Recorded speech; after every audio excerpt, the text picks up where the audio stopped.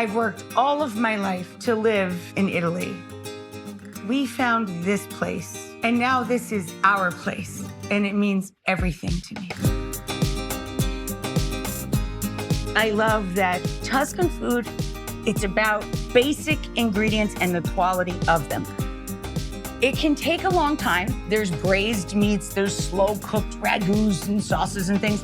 Today, instead of fried chicken, we're going to make pollo alla matone, chicken under a brick. Delicious, crispy, brick goes on. We're gonna make lots of greens, but with no pork, but they're still gonna be smoky and delicious. And we're going to make Tuscan beans. Give it a shake.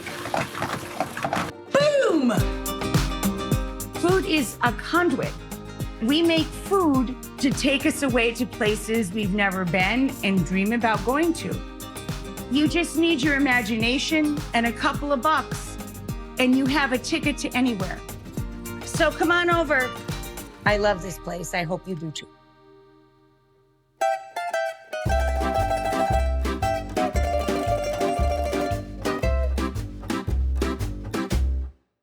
Okay, winner, winner, chicken dinner. Greens, beans, cornbread, and of course the chicken under a brick. Maria's got the cornbread in an oven at, what is that, 175, you guys, for Celsius? Yes. Yeah. Meanwhile, back downstairs, we have the oven around 200. Now, this stands by my sink all the time. I have these weird little fake hands in my guest bathrooms and my kitchens, and people are always like, what's that for? Well, I have to butcher a lot of things. And I have to handle a lot of seafood. So these little guys, they hold your rings, so you don't get a bunch of food and icky stuff in them. So I'm gonna put him back where he belongs. Bye-bye. Because our hands are going to continue to go underneath the entire chicken's skin. These are spatchcock chickens. Whether I'm in Italy or New York, all of the butchers, the regular grocery store, right up the road, 5-6 minutes away, I can go and get spatchcock chicken. In New York, I go to Dixon's. It's very local, really high-grade poultry and meats. I love it, and they have an apprentice shop there, which I really appreciate. Passing the knowledge on to the next generation of people and training people in the proper way to have great lifelong jobs in many cases. So know where your food comes from is very important, but it's very easy to spatchcock any piece of poultry. I do this with Thanksgiving turkeys as well. The reason we do this is to make the bird flat. Everything about cooking is about like shapes and sizes and similar cooking time. So when we make the cooking surface larger by cutting things smaller, if you're talking about a potato, everything is like shape and size. The potatoes will cook all at the same time. If we make a bird flat, this kind of equalizes our cook time. And pollo al matone, the most important part to the recipe, was never a chicken. It's a brick. Yes, you do have to use a brick, and we always wrap anything that's going to touch food with the matte side of the foil, not the shiny side. The shiny side is reactive to things, the matte side is not. So we're gonna have 2 bricks wrapped because I have a ton of people here that I have to serve. But if you're feeding 2 people or 2 adults and itty bits, little kids, probably 1 is fine. I'm gonna make a double. So I have 2 pans on the stove. Cast iron skillets getting nice and hot. Remember, cast iron, these don't have little oven mitts on their actual handles. So just remember, always a glove when we're handling this. It's gonna go in and out of the oven. So always a glove. Another thing to remember, take the glove off and turn the stove off before you transfer to the oven. Otherwise, you can set the cloth itself on fire. As a woman who's lost her house to fire, pretty conscious of those types of tips. That's not how I lost my house, but I'm just saying. So To each chicken, I know this sounds like a lot, but you need it. You're gonna want about 1 stick of softened butter. So this is about 2 sticks because we have 2 full chickens. I zested a lemon in here. This guy, he's a little naked looking, okay? I put the lemon zest in, and now we're going to grate in lots of garlic into our paste. Now, when we're using a grater, these are mine. I have small on one side, a little larger blade on the other side, and these are little feet you can actually grate into a pan because these go up to 450 degrees. But you have to be careful of your fingertips and your thumb tips, okay? Stir, stir, stir. And now the herbs. We're going to use whole sage leaves, so I'm just throwing them over there. Rosemary. Strip backwards, of course. Same deal with the thyme. Goes great with the lemon.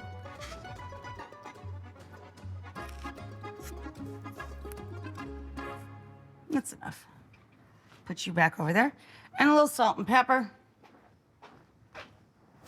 Chuka chuka. Chuka chuka.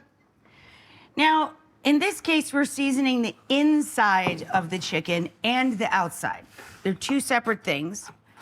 So we're gonna take this herb mix. Look, this isn't rocket science. It doesn't have to be itty bitty, teeny tiny. Just run your knife through it. Bounce the knife around a little bit.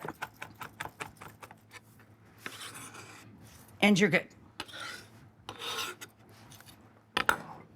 Okay, you might wanna look away for a couple of minutes. I'm gonna show you guys.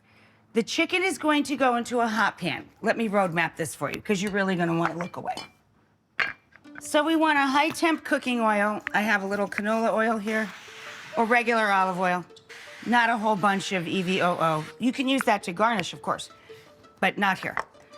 So we're gonna put the chickens on their breast side down with a brick on top of them until they brown.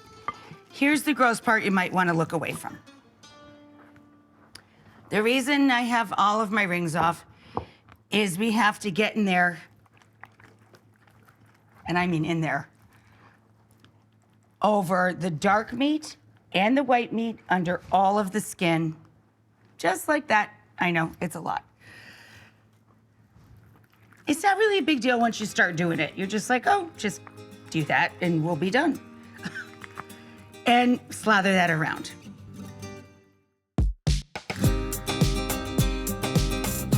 All right, you ready to flip some bird? Brick goes on.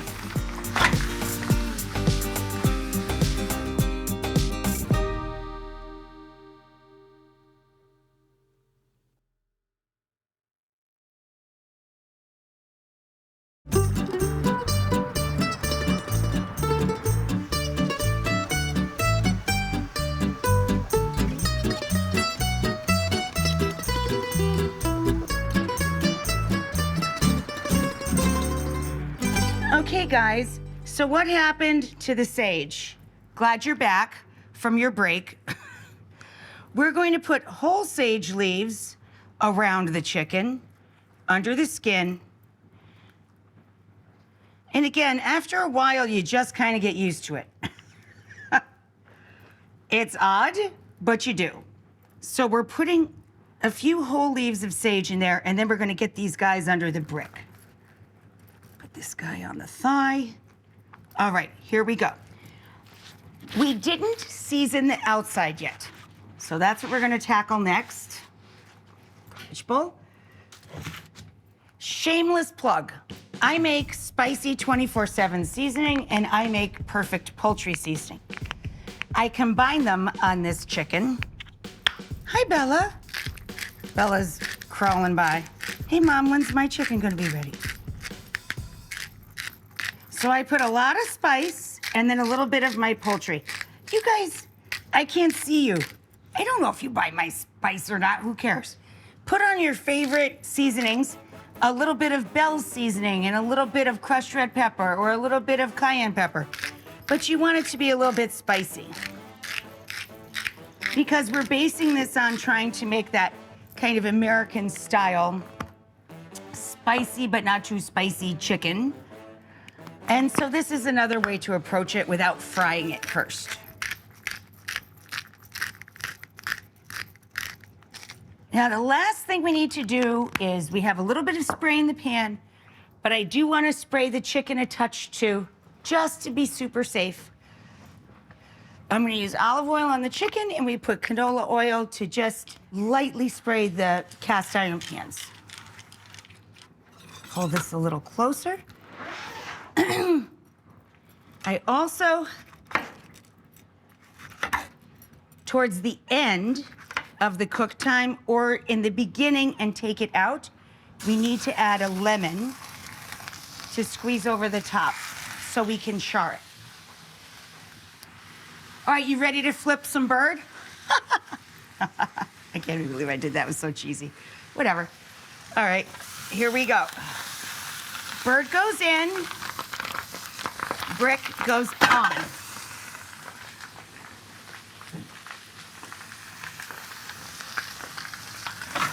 Bird goes in.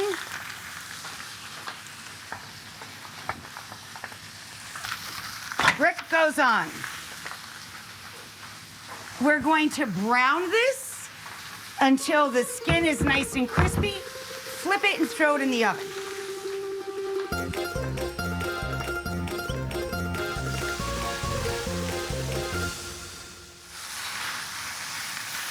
Okay, so once we do the flip, you gotta replace the brick.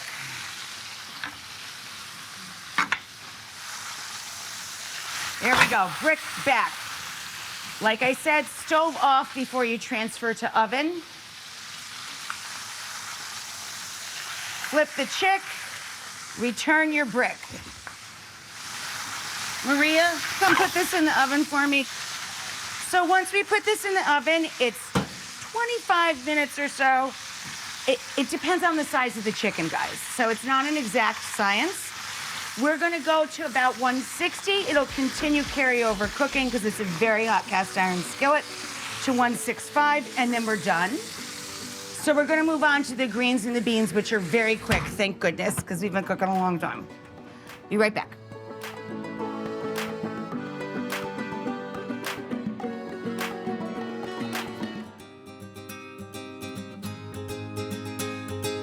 There we go. Doop-a-doop. Piano, piano, we start adding in our greens. Just curl your fingers like a kitty cat.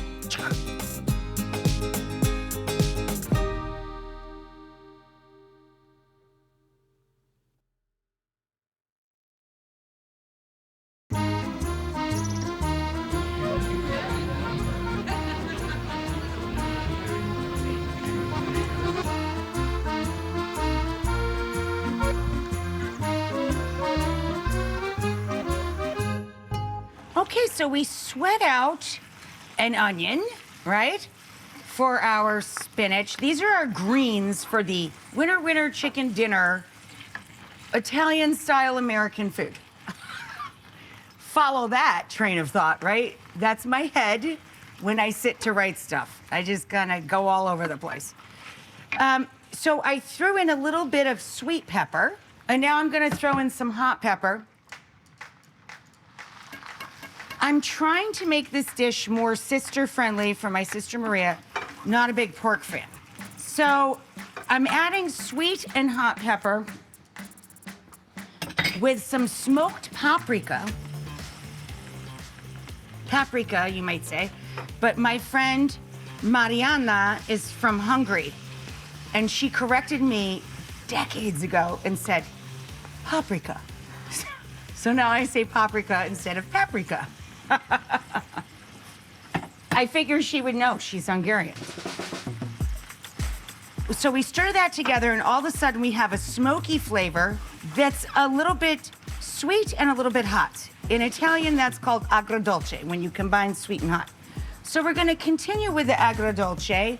We're gonna add a splash of vinegar for our greens and a fat sprinkle of sugar.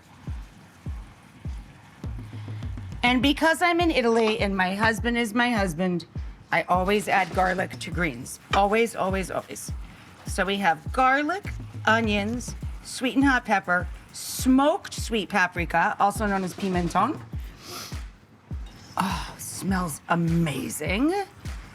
Honestly, you'll never miss the pork fat in this, even if you are a huge lover of meats, and pork is among them.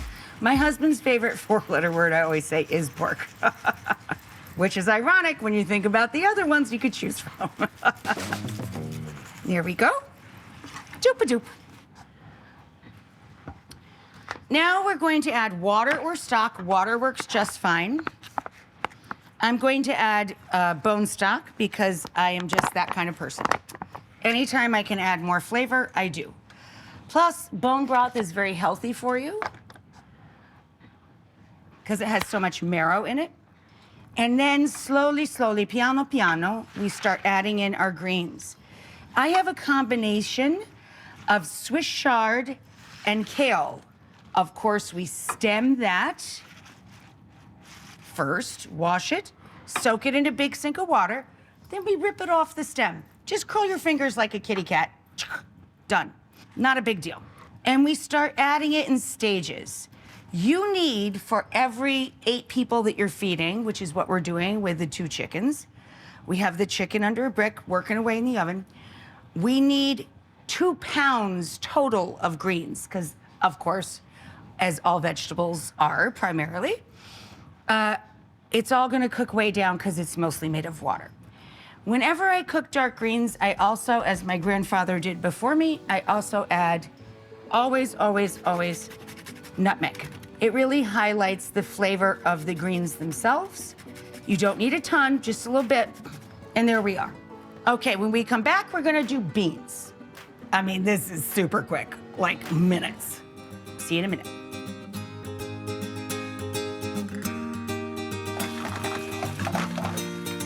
Give it a shake. And this is all based on big shakes and the things I love from them.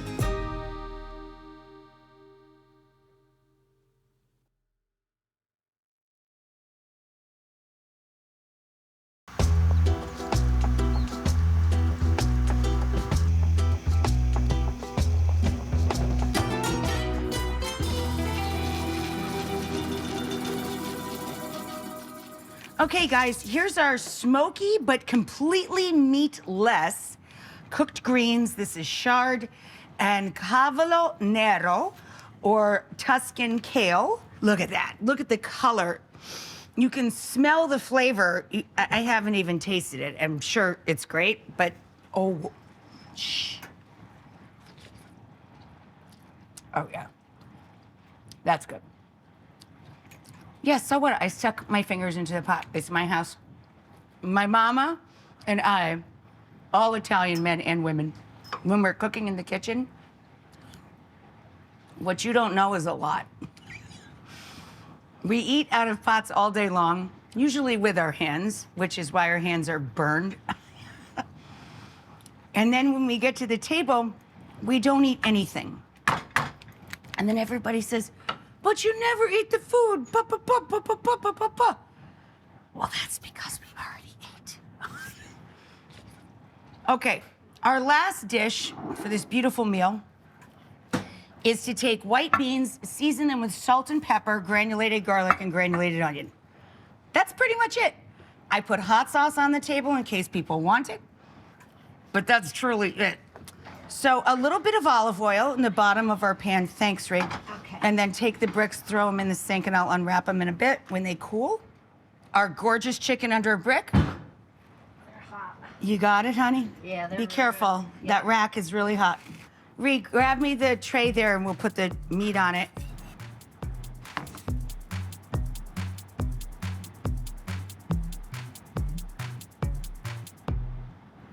Okay, here's the beans. So I'm going to take 2 beautiful jars of already cooked out cannellini beans, white beans, right? Give them a shake in my olive oil, our olive oil from our land. We're going to add a sprinkle of onion, granulated onion from La Boite, my favorite spice company, and granulated garlic, again from La Boite. Give it a shake. And then we're going to add salt and pepper. Kind of a copious amount of pepper because that's the star ingredient, really, is the pepper.